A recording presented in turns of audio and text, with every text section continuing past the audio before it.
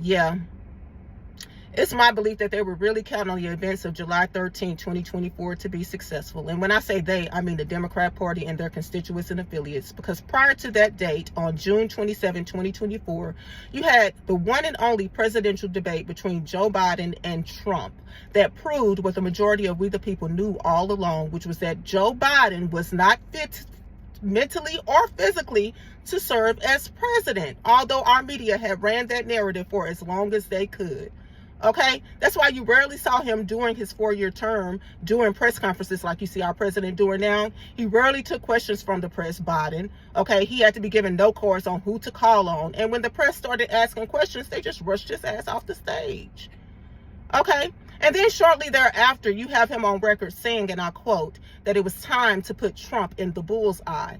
And only a couple weeks later, you had Donald Trump, who was holding a rally in Butler, Pennsylvania, who was nearly assassinated.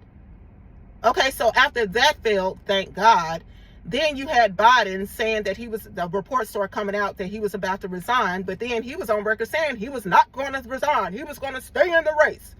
But then they made his ass resign, okay?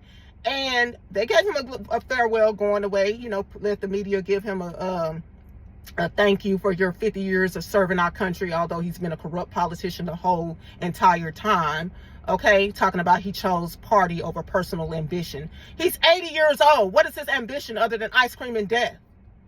Okay, and then after they get him out the way, they bring up the Indian. Okay, and ran off the fact that she was, or ran off it because it wasn't a fact, but ran off that she was a black woman. The same party that couldn't define what a woman was for years was running that narrative for her.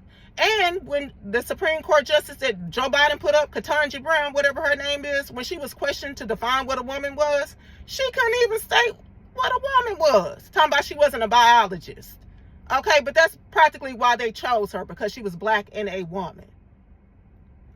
Imagine that. A Supreme Court justice couldn't even define what a woman was. At any rate, you guys, yeah, our media has been lying to us all along. The same party that claimed to be fighting for democracy didn't even hold a Democratic primary to allow we the people to decide who we wanted to choose for president, although we're not a democracy, we're a constitutional republic. But yeah, and then they had her neck and neck in the polls with Trump. But then on the night of the election, you see that she got her ass blew out. So that was impossible.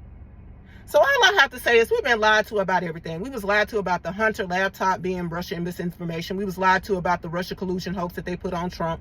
We've been lied to. We was told that Kamala was black and she was an Indian. We was told that Joe Biden was fit to serve and he wasn't. We've been lied to by these same people that claim that people that are actually telling the truth are conspiracy theorists and are giving misinformation and disinformation. They are the mainstream of misinformation and disinformation.